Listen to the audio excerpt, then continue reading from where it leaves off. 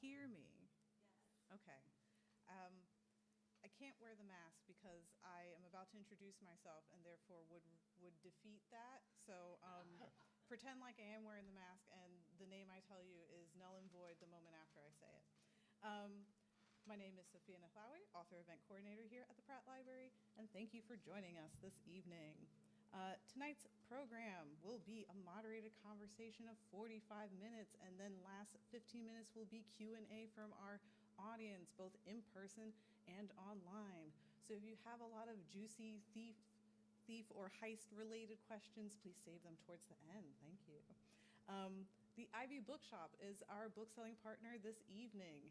Please buy a copy if you so desire. They will have copies available now or at the end of the program.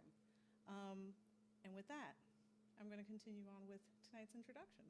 So, I'm happy to welcome Fran Wilde to the Pratt Library to discuss her new book, A Philosophy of Thieves. The Canarviers are the premier performance thieves in New Washington, blending astonishing acrobatics, clever misdirection, and daring escapes to entertain their rich patrons. As King Canarvier has always told his children, their work is art. But now they're adults.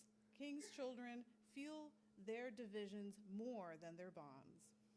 Roosa attends an exclusive finishing university, blending in so well she's unsure where she belongs, while her brother Dax craves a chance to prove himself, stifling under his father's caution. Then King disappears. With only days to buy mercy before their father is lost forever, Rue and Dax must compete in a high-stakes grand heist, pushing down their resentments to work together. Fran Wilde will be joined in conversation this evening by Baltimore City Comptroller Bill Henry. Fran Wilde is a Compton Crook Award and two-time Nebula Award-winning author whose novels and short stories have been finalists for 6 Nebula Awards, a Grand Fantasy Award, 4 Hugo Awards, 3 Locus Awards, and a Lodestar. She teaches for the Genre Fiction MFA concentration at Western Colorado University and the Writing for Children and Young Adults MFA at Vermont College of Fine Arts. She also writes nonfiction for publications including The Washington Post, The New York Times, and Tor.com. Baltimore City Comptroller Bill Henry has published no novels, poetry, or short stories of his own, but has long been an avid consumer of other people's work. Since his first exposure to the Chronicles of Narnia in elementary school, Bill has been looking for other worlds of fantasy and science fiction in wardrobes, libraries, and under bed covers for over 50 years. Before being first elected to his current post in 2020, Bill served 3 terms representing the north central part of the city on the Baltimore City Council. He previously worked in community development and as staff for the City Council, the Maryland Legislature, and the U.S. House of Representatives. Sarah Beth Durst, New York Times bestselling author of The Spell Shop, called the book fascinating, thrilling, and completely irresistible. A Philosophy of Thieves is a wonderfully unique, heist-filled novel set in an expertly drawn world. Highly recommended. And award-winning author Paolo Bacigalupi relayed, Fran Wilde delivers the thrills in this roaring 20s cyberpunk mashup of heists, counter-heists, family lies, and family ties. When the Canarviers start stealing, you can't stop reading. It's my great pleasure to welcome Fran Wilde and Bill Henry.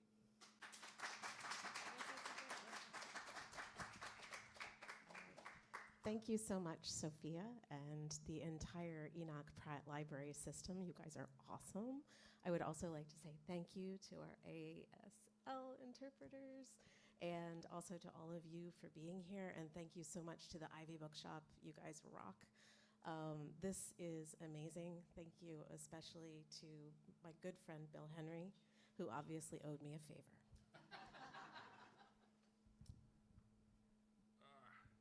Okay, so I understand we are also being live cast tonight, so hi.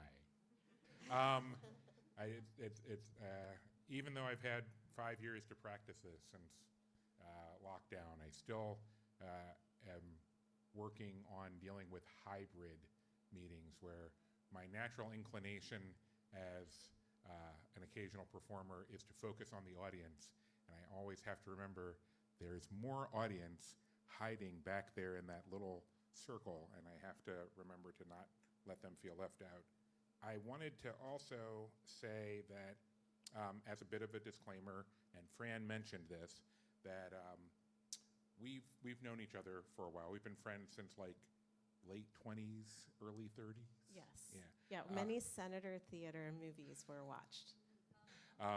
I have video footage of No, you don't. of our kids, It does. Oh, okay. of our kids, and well, really our whole family's geocaching Yes. in Patterson Park when the kids were in elementary school, and those kids are now in or just out of college.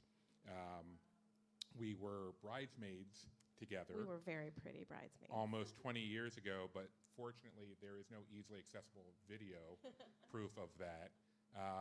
And somewhere in that time, she went from being Fran, that friend of mine who teaches at Loyola and lives down in Fells Point, to being Fran, the award-winning author who lives in lots of places and has now has 9 novels to her name.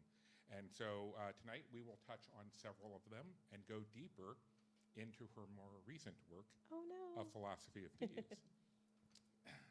So your first novel, Updraft, which won the Andre Norton Award and even nearer and dearer to my own heart, the Compton Crook Award, created an amazing world which you grew into the Bone universe over 2 sequels.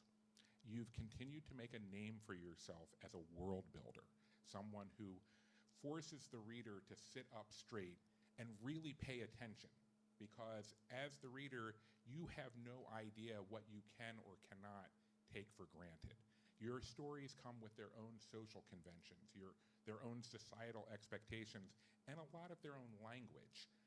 Readers will skim a Wilde novel at their own peril. So tell us a little bit about the joy and pain of world building. Actually, I just want you to follow me to every event from now on and say that over and over again. That's great. So world building is something I love to do because I am at heart a sci-fi fan. I grew up with reading these amazingly fantastical worlds that were created, and I had to figure them out. And that's something that you can do in sci-fi. You can play what if, this universe but slightly to the left, or this element didn't happen. What else could be possible? And there are so many different aspects of that that are just fun to play with. I think play is sort of a key to world building, and looking at if you're writing in a universe that is set in the real world, but you're making it science fictional, or you're adding a different genre or several. It is an absolutely fascinating game to play, to say, well, what happens in the future with this? If you're writing something like Updraft, that is a secondary world where it's not really related to our world, the game becomes, how do I relate this strangeness to the reader so that they understand it? And that's also really fun.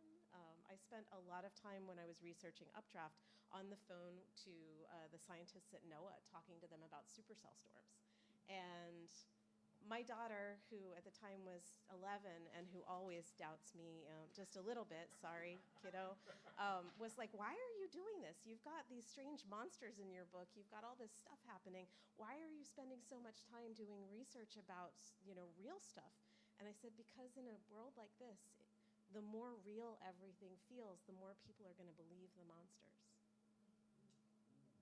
That's a great way to put it, because I had to think fast with her. She had a lot of questions. It's like, telling an 11-year-old how important it is to get people to believe in monsters. I was like, I'm pretty sure I was spending that time trying to get mine to stop believing in monsters. We're going to be hearing from all of them later. You know that. Okay, there is no more common cliche thrown at new writers than write what you know. In high school, you studied art and learned to design jewelry, and then later worked as a jeweler's assistant. Would you share how that early foundation helped you with the world building of the GEM universe? I can. One of the reasons why I wrote the GEM universe was because I saw how differently people responded when they came into the presence of a very large gem. It's really wild. But if you see somebody around a large diamond or a large sapphire that has come out of the earth, there's just this, like, people straighten up or they get kind of reachy about it. And working with these jewelers, I got to see that firsthand. I also got to hear the sound of a 3-carat emerald flying off the polishing wheel, hitting the ceiling and then the floor, which is not something you want to hear when it didn't break. Otherwise, I would not be here right now. I'd still be working for them. But it was like, I just wanted to see if I extrapolated that out.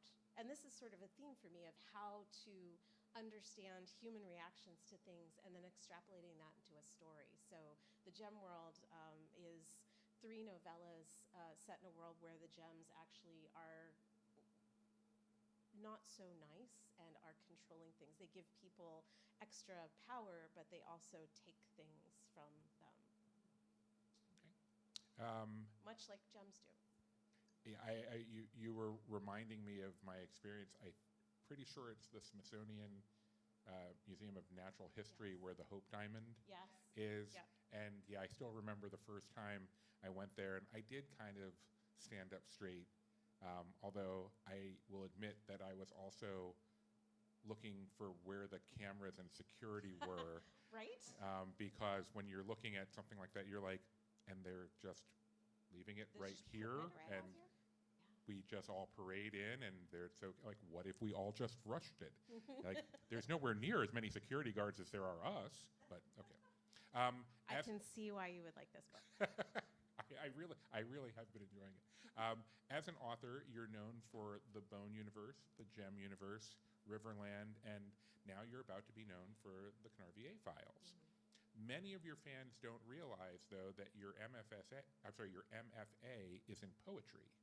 And you also have a published collection of poetry entitled Clock Star Rose Spine. Yes, and I did a launch of it at the Ivy, actually, from my house because it was a pandemic, but it was at the Ivy.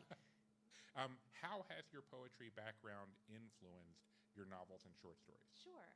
I was lucky enough to get, or not lucky enough, depending on who you ask, get the poetry bug when I was in high school. I had a fantastic set of high school teachers who introduced me sort of cadence and rhythm and language structure and word structure.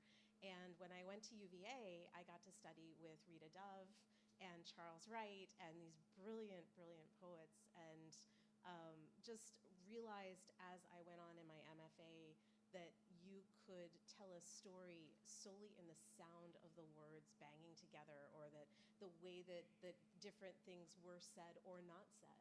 And that really helped. Also, most of my stories have probably a game element in them, but they also have a poetry element. There is a fairly long discourse on the values of Wordsworth versus Lord Byron in this, and you know, who is good and who is bad by who likes which poet. So there is often a little bit of poetry humor and horse humor and clothing humor in these books.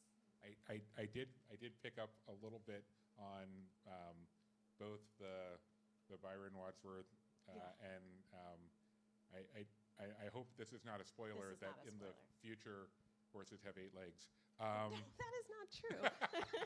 I'm sorry, equidrones? Yes. Now, in Neil Stephenson's future, his velocipede, and this is, I love cyberpunk. I love cyberpunk futures, and Kirkus did me a great favor. Oh, you gave me Snow Crash, yes, didn't you? I did. Yeah, okay. So in the Diamond Age, there is a velocipede, and it does have multiple legs, more legs than it should. But the reason why there's a horse joke in this is because I did so much research into what happens if the sea levels rise, where are the sewers, and what is like swamp, and what will go back to swamp, and sorry, DC. But there is this whole other thing about what animals that we love very much have a very difficult time currently surviving, and horses are actually one of them. But if you look at the book closely, you'll notice that there are very few actual pets or animals in the book that haven't been reconstructed. And there is one joke where my main character, Roosa, says, "Oh, are there horses?" And another character says to her, "No, we couldn't get their humor right." And it turns out that horse humor is integral to horse survival. Because if you've ever met a horse, you know they think they're really funny. So, well, you need something special to deal with the fact that people are sitting on you all the time, and you're supposed to be okay with that. It's true. Okay, but see, now this is, like, I noticed a little bit of anxiousness in the back, so this is good that we're moving more directly into a philosophy of Thieves. And again, not really a spoiler, as the reader, you soon realize that you're on a post-apocalyptic Earth. Sometime in the future. Post-apocalyptic. They're in the recovery period. Things are going much better now. Oh, just ask I guess anyone. So. Okay, that's fair. I got you. Okay. Yeah. And now that's not an unusual place to be in science fiction, but it's a little less common in fantasy, and I think a lot of people think of you more as a fantasy person than sci-fi. So from a genre perspective, where do you feel this story belongs? And sort of thinking, I didn't quite finish the book. So he can't spoil anything for you guys. Which I didn't feel bad about because I have no temptations to tell you the ending. It's great, by the way. But how many other genres did you cram into that book? Yes. So it turns out a lot of the things that I love to do are science fictional. My first short stories in Asimov's were science fiction short stories. I write tech. I have a master's in information architecture and interaction design from University of Baltimore. And I love, like, the interstitials all the way through are me thinking about what a social network would look like in a walled city where there's only line of sight communication. So there's a lot of sci-fi in there. And it turns out that you don't normally do far-flung post-apocalypse. Robert Jordan did, but you don't normally do a lot of post-apocalypse fantasy, although it's done and it's wonderful. But the world building still holds up, and people will kind of be willing to suspend disbelief if you give them enough of what's called sense of wonder. If you let them sort of be like, "Oh, this is cool, I'm going to wonder about this later." It turns out that that is not what happens when you're writing heists or crime. Everybody wants to know what the heck happened. And so folding in all of these different genres, which I did, there is a murder mystery, there are heists within heists. It's like 6 heists in a trench coat. There is the most everybody is living in a science fictional future except for the wealthy, who are living in a fantasy where the magic system is basically money. So I call this a genre turducken, where the outside is sci-fi and the inside is a little bit of heists and a little bit of crime. But the kick is I love writing heists, because even though the world building setup is completely different, when you write a heist, you are inviting the reader to participate with you because you're telling them exactly what's supposed to happen. The heist crew, whether you're watching an Ocean's 11 or 8, or when you're reading a heist book, the heist crew will tell you what their plan is. These are the schematics. These are the grifts that we're going to do. This is how we're going to get the keys. You will not, in any heist book, find a pink-haired hacker who just hammers wildly at the keys and yells, "I'm in!" It's not like that. That is my least favorite trope in the whole world. But you will find a whole series of lists of things for how they're going to do it. And then when stuff starts falling apart and things start going wrong, you get to participate as part of the crew with the, "Oh gosh, how are they going to get out?" And that's heist magic. I love that. So I wanted to include that in there.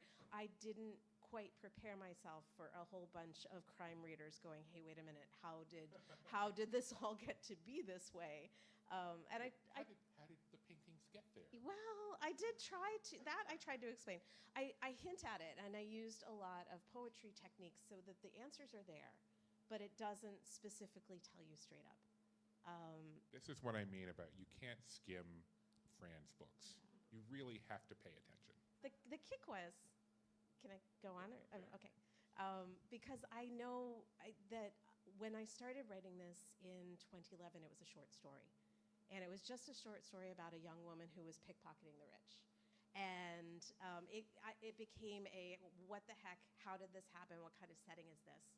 And then I set it aside, and I wrote Updraft and Cloudbound and Horizon. And the person that I wrote the short story for in his workshop kept contacting me. His name is Gregory Frost. He's a sci-fi and fantasy writer as well. And he was a mentor to a lot of writers in Philadelphia. He kept saying, "Where's my book? Why haven't you finished it yet?" He would not let me forget about it. And I'd say, okay, and I'd work on it a little bit more. And then another thing would come up. Occasionally something wild would happen, like the folks at Star Wars asked me to do something, and I'd drop everything and do that. But I kept thinking about this book, and it was a very hard sell, especially because it was multi-genre. At the time, people wanted to know which box you fit in. I think now people are writing genre-jumping novels, and it's great, because suddenly you've got so much more toys to play with. So I was finally able to tell Greg that I had finished the book. But I ended up writing some of it during the pandemic. And part of what the feedback I was getting was nobody ever is going to go through a whole thing, whether they call it the mess, which is what people with less money call it, versus whether they call it the turbulence, which if you're the apocalypse happened, it just wasn't evenly distributed. If you are a Gibson fan, you will recognize the quote. I was just making a curtsy to him. But the action of having different ways to refer to what happened, this mass event that was so traumatic that people are having trouble even discussing that it happened and talking about how much better things are now. A lot of the feedback I was getting was that would never happen. Nobody would ever treat a terrible thing like that. And writing this during COVID, I thought, no, actually, this is kind of what we're doing, even as it's happening. So it was interesting that happened. And I don't think this book was ready to be published until now. I talked to a lot of very frustrated writers who can't sell their books or who can't get an agent. And they're like, well, how did you do this? I'm like, this book has been sitting on my to-do list since 2011. And now it's, I got to dedicate it to Greg. And that made a lot of very happy thoughts, because he's never going to call me and ask me where my book is anymore. So Au contraire. He might ask me for the next one. He's going to say, so when are you going to be delivering the Canarvier Files number 2? Right. Exactly. Which we won't ask right now. Mm-mm. Okay. So a central tenet of this world that you've built is that climate change is real, and that it will eventually destroy civilization as we know it today, and it did. And some years later, this is what civilization will have become. How important was it to that world building to set the book as far into the future as you have? It's about 130 years in the future, and climate change, sea level rise is definitely one of the aspects that we're talking about.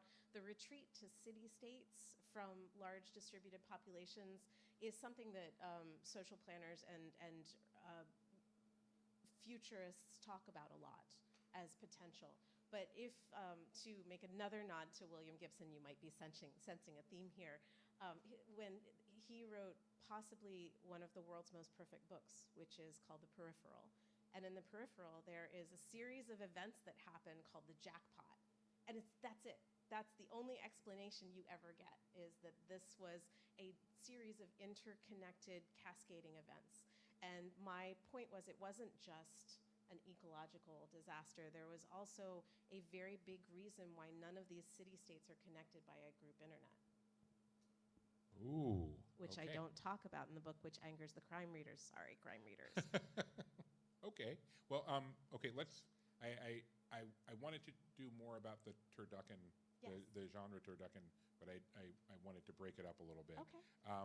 You've described this book as a cyber heist in a fantasy neighborhood where the magic is money and a whole lot of Gibson and Dickens influences. Yes. So that's a lot. How did you figure out that all of these great tastes were going to taste great together? A lot of revision. And somebody asked me at one of my other events what your process is. And for this book, it was really kind of chaos and crying. There was a lot of revisions. I wrote this book over and over and over until all the pieces went together. And some of those pieces never actually fit. So they ended up, waiting for another book or something. But I wanted to make sure that the world logically followed and my characters logically followed their actions. So if they were motivated to do something, and in the case of Daxian, there's 3 point of view characters, and 2 of them are thieves. Daxian and Roosa are siblings and thieves, and Daxian is kind of my chaos goblin. He does what he wants. He likes the sparkle. He likes the show. And his motivations are all, he wants to be famous. And that's such a dangerous thing in this world. And Roosa wants to be, she's the planner. She's, like, one of the best things about heists is that they are about competence. You have people who are very good at what they're doing. And Roosa is one of those people, but she also likes plan. She likes to be safe. She gets more and more safe once her father is kidnapped or missing. And watching these 2 interact was really fun, and coordinating that with all of the different levels of science and technology that they're working with, and all of because our understanding of what the future is going to be like is based on our reading of literature. It's our understanding of what the world is, and this is a world that kind of got rid of most of its books. King, the father of the Thieves troupe, finds a whole bunch in a trash heap, and this becomes his library of thieves that he uses to make art. And the thieves are performers. They are being paid by the wealthy to come and rob their parties. And King kind of views this as an opportunity to be the OG stage kid, and to make all of his troupe much more and better performers than people that just go in and rob things. He's actively teaching people what this meant at one point or another. There was one reference in the book, and I'm not sure I'm going to get it quite right, but it was something like the character was referring to corporations or families, which had pretty much become the same thing. Mm-hmm. And that families were families owned a business. Yeah. And whether that was at the small business level where you own a small business, or whether it was what I think we would consider a multinational corporation, although nations don't quite work the same way in the future, those were still owned by a family rather than by hundreds of thousands or millions of impersonal shareholders. I love finance. Writing economies and economic crime is a great, cool thing for me. There are some amazingly good sci-fi writers at this. Daniel Abraham, who writes fantasy and sci-fi, and who's one of the 2 writers on The Expanse, writes amazingly good future predictions of what economies look like in multi-layers, out on Mars, out in the asteroid belt, all of those things. And for this, I envisioned what's already kind of happening. If you look at, say, the royal family or some of the big, very wealthy families that control a lot of things, they have fans. They have people who follow them around and go, oh, what's so-and-so wearing today? Wait, fans of the royal family who just sort of pay attention to them and maybe get up ridiculously early to watch them get married, or... But, okay. But what happens is also, like, they refer to themselves as the company. And that is one of those things that I was thinking about as far as your loyalties become blood loyalties as much as your loyalties become money loyalties. And there are a lot of questions about how do we keep, quote unquote, what's ours as far as the very wealthy go, even as they're trying to prove how wealthy they are by hiring thieves to come rob them. And meantime, they're if you have thieves in the house and you're at a party, you might just pocket a few things yourself and just tee-hee, it's funny, and just walk off with, some spoons. But then there's Mason, who's my third POV character. And I wrote him as a foil. I just figured he's going to be my throwaway antagonist, and I'm not going to like him very much. You fell a little bit in love with Mason, didn't you? Well, Mason fell a little bit in love with Evangeline, and that turned into a very interesting thing, because here was this guy who has lied about everything to get where he is. He's basically bought himself a future through lots of nefarious ways. And he has gotten into a position where he's about to propose to the richest girl in town. He's living in a house he can't afford. He's got a ring in his pocket that he can't afford, and he's just invited thieves to the house. So what could possibly go wrong? And the way he handles it, because he's in security, and thanks so much to Jeff for doing some advice on security at some point. You're in the acknowledgments. And possibly a slightly misnamed character. But there's this absolute, there are several of those in the book, but there is this absolute sense of we need to keep control over our stuff. So when a robbery happens at a party, the owner shows how wealthy they are by, if the robbery is successful and the thieves get away before at the party's end, the owner will buy back all the things and then distribute them. And that's how they display their wealth. Mason can't afford to even consider doing that, and he's just going more and more desperate as the party goes on. And the party's just the first section of the book, and then things get worse for Mason from there. But he's still in love, and he's still kind of really bad at it, and kind of adorably bad at it. So I couldn't not like him after a while. I know exactly what you're describing, because I felt that happening over the course of the novel as it started. He immediately went over here into the bad guy category, and you sort of like when he comes on stage and like that. And then as the novel progresses, I'm like, oh, she's gonna make me feel bad for him. Okay. I mean, he's still got he does bad things. Oh, he does bad things, but like you say, like, he's had a hard life, and and he can do good things, but for bad reasons. Yes. And So you like him too? Okay. Well, really, we're not here to talk about me.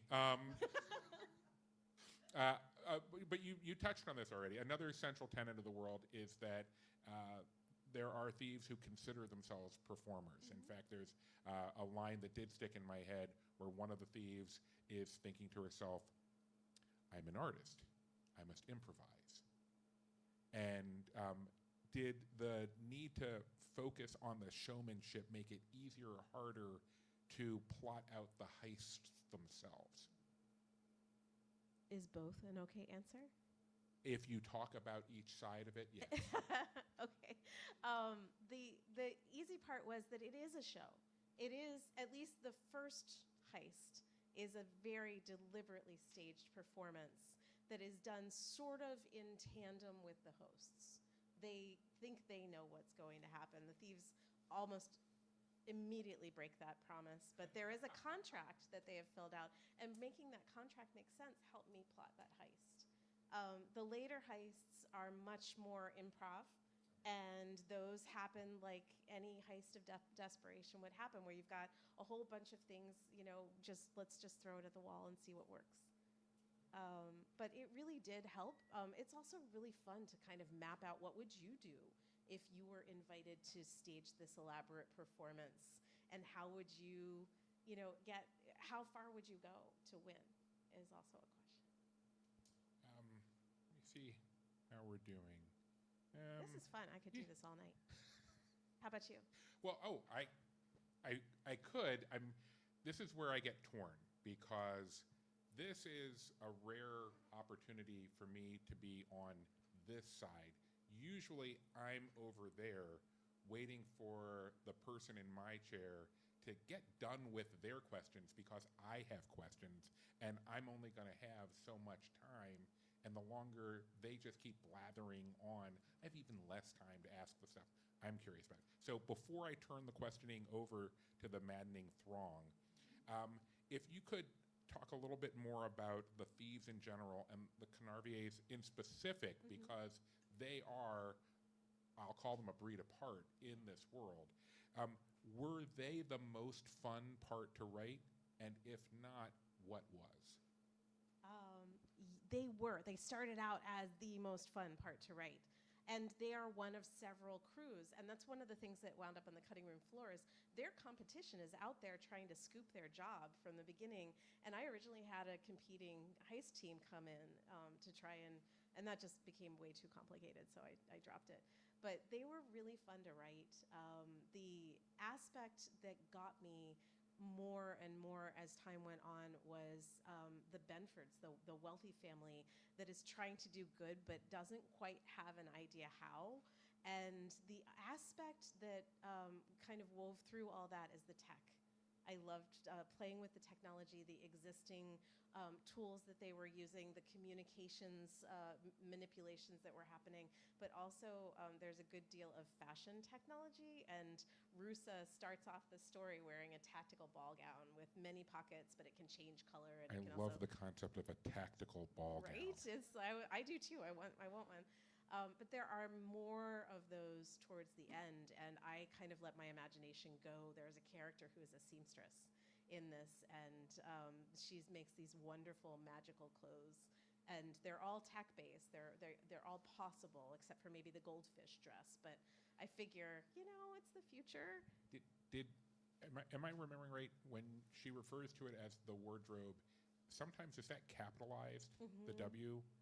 Possibly. Okay, yes. I couldn't remember honestly if it was actually in that way in the book or if I was just doing that in my head. Sasha thinks of it as the wardrobe because that's also her final exam that Roosa uses for not exam purposes. I was definitely getting a little bit of a feel and I think that maybe it was the capitalization. It felt like just a tiny allusion to in the Terry Pratchett Discworld stuff, the luggage. Yes. It almost felt like you were going to at some point let the dress be a character. No. No, but I do love Pratchett very much, and it was in the back of my mind because if you're a Pratchett fan, you're one of different. It's basically you can like the watch, or you can like the witches, or you can like the computer, or you can like something else about the city or the chalk. Sorry, this is going way off topic, but this is one of my favorite things to play with is when you world build, you can build in different corners at different times. And so the idea that there is this school that is educating not only hackers and medical people and people to basically live in service to the very wealthy, but they're also educating tailors and practitioners of the tactile arts is something that fascinated me. So the school is kind of got an undercurrent in there that comes through. I got to name a couple of my very early teachers into the school, which was fun. I will say one little remaining thing, which is having a real author as a friend has introduced me to this little behind the curtain thing that apparently the author community does, which is they name characters in their books after their friends in real life.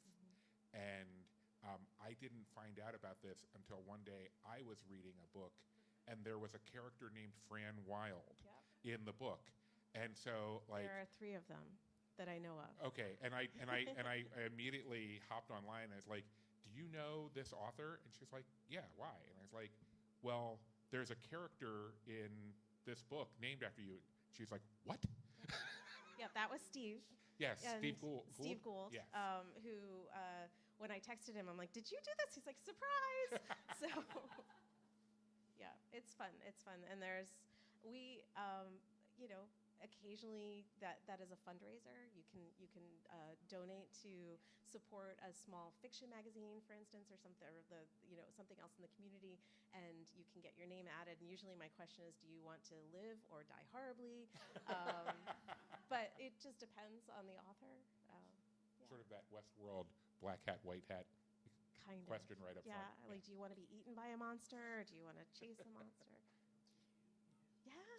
So really, Fran and I can continue to talk for as long as they don't kick us out of the room, but we should give it back to Sophia at this point. Hello. We have time for our audience questions, and while everybody is percolating on what questions they are dying to ask, I'm going to pull a question from our online audience. Hello, online audience. Hello. Which is, did you have a favorite character to write throughout Philosophy of Thieves, or were there some characters easier to write than others? So this is a great question. Did I have a favorite character to write in Philosophy of Thieves? And the answer is yes. It's definitely Roosa. She's competent, and I love writing competent characters. I liked Sasha, who's the seamstress. She was kind of a surprise. And Evangeline Benford, suddenly surprised, because I thought she would just be like Mason and be kind of like, okay, fine over there, very much a caricature, and she's not. She's just playing one. Like, Mason is different to everybody, which makes him really hard to write recognizable dialogue for because he's a different person with everybody he talks to. But Evangeline is absolutely such a cool character, and she's been hiding who she is most of her life, which was fun. I can ask another question from our online audience while everybody's still percolating still. Were there any heist movies or shows or books that inspired Philosophy of Thieves? Yes. To Catch a Thief, which is not technically a heist movie, but it's starring Grace Kelly, Grace Kelly's wardrobe, and Cary Grant. And it is just magic because it's like heist within a heist, and there's a caper and a gambit, and they're all different elements of trying to trap something in order to save somebody else, which I love. Everybody's got their favorite ocean movie. Mine are 8 and 11. What are your guys? 8? Yeah, that's the highly competent one. That's also the one without the backer, which I love. So that's those. I watched a bunch of heist movies just to see how they worked. The Thomas Crown Affair, both of them. Both of them. Both of them are great. A lot of the Mini Cooper ones that I'm blanking on. The Italian Job, both of those. So many different. We watched the Taking of Train Car. Pelham 3, and that one was hard. I couldn't finish that one. That one was really tough. But just all the different ways that you can plot a heist, that you can set it, that you can establish things. My favorite heist, because I've been asked this a lot, and I actually wrote about it, and if the article isn't out, it's coming out soon. Rogue One, Inception is a heist. It is a heist, absolutely. And Ocean's 8, which is also a heist. There's also some great heist books, Neuromancer being the #1 best cyber heist ever.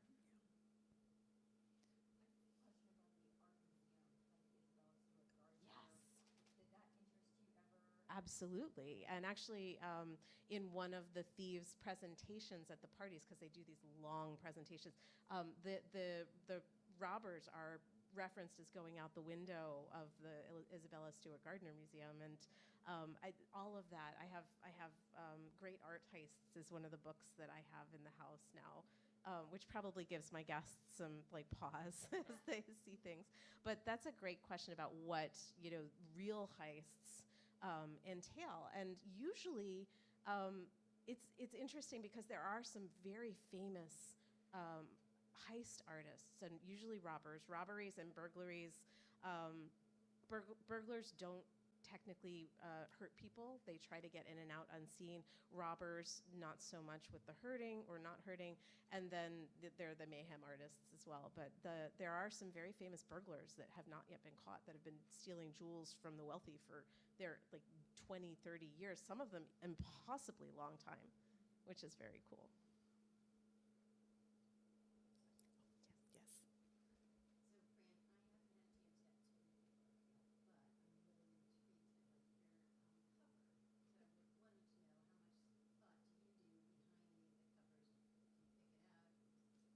So the question is, how much thought do I put in the cover? And that is a great question, especially in terms of publishing, because authors It varies. It depends on how powerful you are as an author. Sometimes when you're a debut author, you get an email that say, "This is a cover. You like it, don't you?" And you have to be like, "Yes, it's great. Thank you. Please spell my name right." And then, but I mean, publishers put so much time into this. They hire artists. Sometimes they get live models. They get, like, it depends on what side of the industry you're in as well. For this one, this is the first cover of an adult book that I haven't had the same cover artist for. My cover artist has been Tommy Arnold for years, and he did, if you are a Harrow the Ninth fan, he did all the Harrow the Ninth covers as well. And not working with him was really hard, because he and I just had this sort of, I knew he'd read the book, I knew he'd do a lot of things. Stephen, who did the cover, and the cover artists at Erewhon did a tremendously good job, but from the beginning they really had a hard thing to do. They needed to show all of the different genres on the cover. So there's a sci-fi element going on. There's this window that is definitely Gothic, which Mason, of course, had to have the Gothic house, because why not? And then there's Roosa in her tactical ball gown going out the window. And I really, the first time I saw the first mock-ups, I was like, this is great. There are a couple of things that I want to change a little bit. And then they changed some things too. But it was really, I got to go along for the ride for this one, and that was really fun.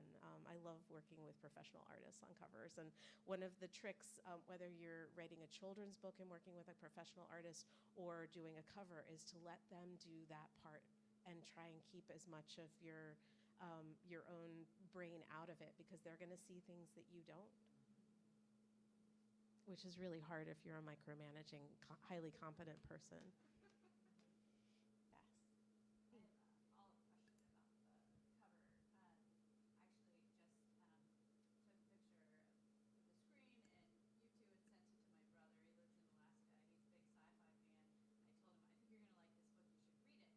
Alaska still exists. Yes, in your book. Yes, it's. It is a penal colony. Yeah, it's true. Is it? Anyway, he responded and said, nice. Well, he said, she's a prolific author, so he was impressed that I was here in the room with you. But then he asked me, is it a YA book? And my friend and I have been coming this past fall, we've been coming to a lot of these events, and it keeps popping up, in this slideshow. And every time I would be like, is that a YA book? And so he had the same response I did. It's not a criticism, it's just a curious observation. Yes. That was there an element of levity or for a younger audience that you were going for? Is that just how it happened? No, it was the publisher. Their art direction went this way, but a lot of their covers this season were kind of using the same graphic elements. I am going to possibly suggest that books with young women on the cover get read visually as YA books, especially if they are written by women.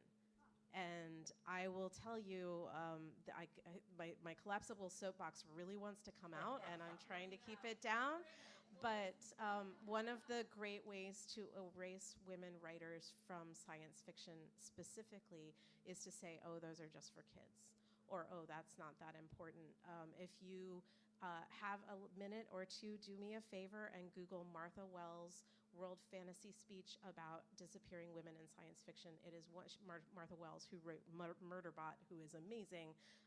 It is one of the barn burner speeches I have heard given, and she just chronicles the history of women writers in sci-fi and how even if they're writing at an incredible speed, they disappear much faster than people that don't publish more than 1 in 10 years. I myself was at an event recently, wonderful people, absolutely amazing crowd, but part of the reading club in the back was some older gentlemen, and I had mentioned that I grew up reading, golden era sci-fi, that one of my friends is Michael Swanwick, who is just a legend in the field, and I had thrown some, not deliberately, liberal Gibson quotes into my talk because I'm prone to doing that, and I landed on an Alfred Bester quote, and I saw them sit up, and like I was speaking their language, and they said, well, I'm going to buy your book. I wasn't, but I am now. And I thought, a cover really does sell a book in some ways, but what sells a book more is word of mouth. So you texting your brother, thank you. Anybody here going, oh my gosh, this book is not what I expected. It's much different. You would love it. That's an amazing thing too. So thank you for doing that. Also Goodreads, if you like that sort of thing. I don't go on it, but I've heard that it's important. Actually, I just want to chime in something really quick there about YA as if that's somehow less or different. And I'm going to say this because we're in the Poe room, which is where I used to come every month when I was in high school, and I was on Pratt's Young Adult Advisory Board, which the Pratt YA librarian had put together specifically to get young adult input on the best books for young adults list. And I say this because being on that group was why I read The Handmaid's Tale back in the 80s. And I don't think anybody thinks that's YA or, diminishes that novel as something that was marketed as kids, so it can't be real literature. Good books are good books. I would be, like, if this book had been in place when I was in high school, I would have enjoyed it just as much then as I'm enjoying it 40 years later. That's just all I wanted to chime in. And that's true for so much that is written with young protagonists.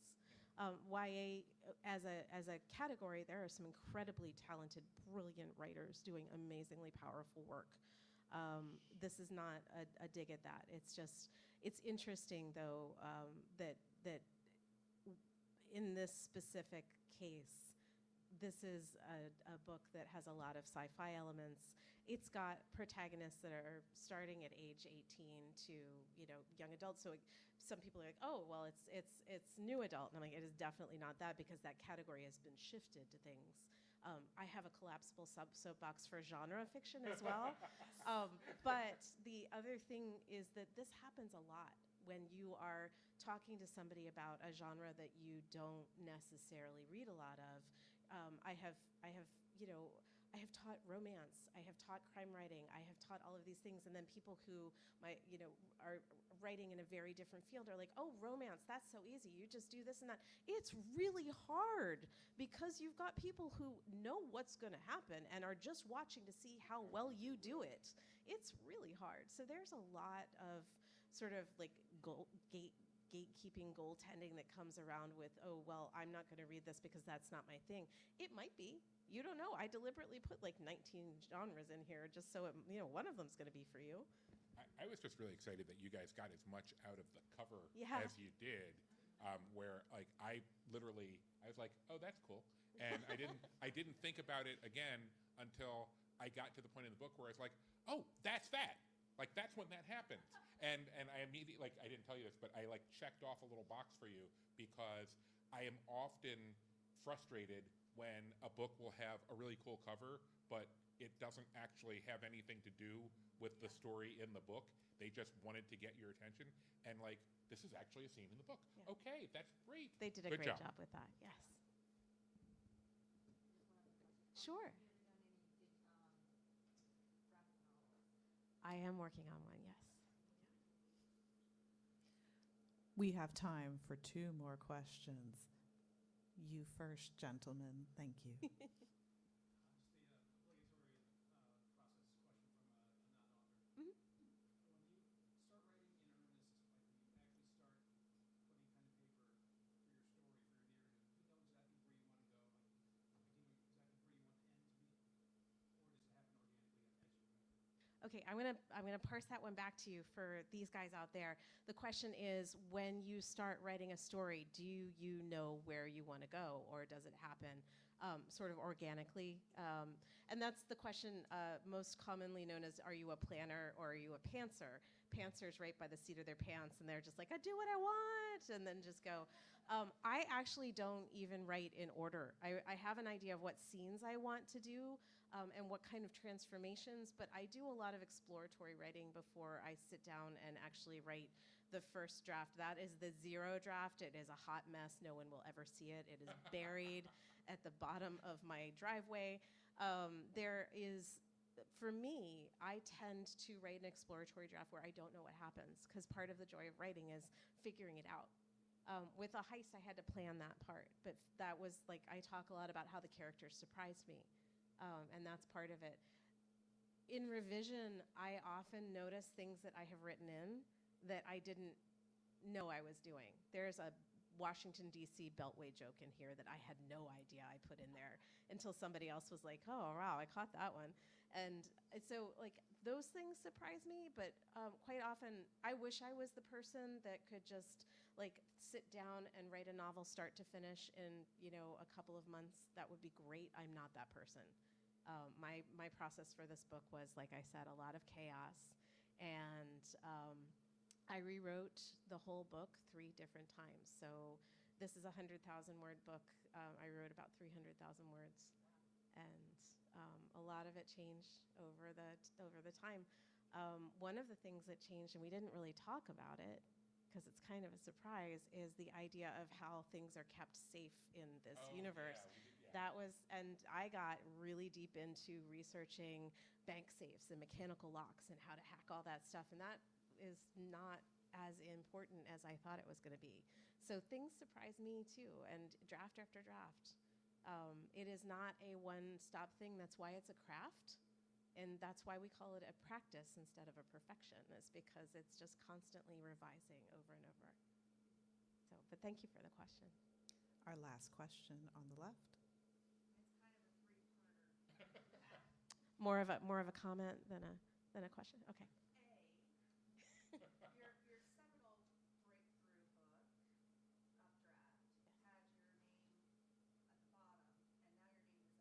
book, Updraft, had your name at the bottom, and now your name is at the top. Does that mean you're really a well-known author now? I am not in charge of nomenclature gravity. There is some author lore that may or may not be true, that if your name is bigger than your title, you've made it. But I managed to murder that by making a really long title. So, but I you know, it just depends. I think Brandon Sanderson's name is like, you know, the size of my hand on his books. But thank you for noticing. Yes. I chose to. Is there going to be a sequel? And C, is there going to, I think this would make a great movie. So how do you go about getting that going? All of your friends go on Goodreads and all of their other social media and write, I think this would be a great movie. And it now would be a good time to do that, like all the time, over and over again. I'll get there. For authors that I love and for books that deserve it, I don't encourage them to get made into movies anymore. I say hold on until you've got a couple, and then have a streaming series where each one can be a season. Also that. Yeah. That would be cool. I would love to see what a director would do with this, very much. And the answer to 2, because that was, I answered A and C, but not 2. So I'm going to answer 2 now, Chaotic Engine number 1, which, yes, there is a second Canarvier Files in the works.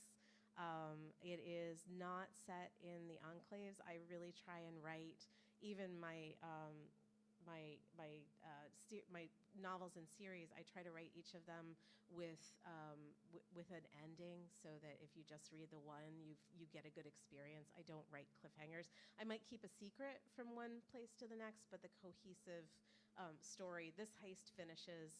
Those who survive this heist are, you know who they are by the end of this book. They go on to heist again. Yes, absolutely. The Canarviers, in some form or another, will reappear.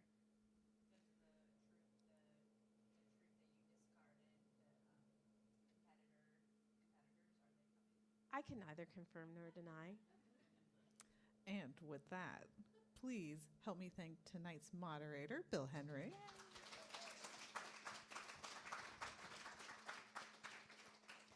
And tonight's author, Fran Wilde.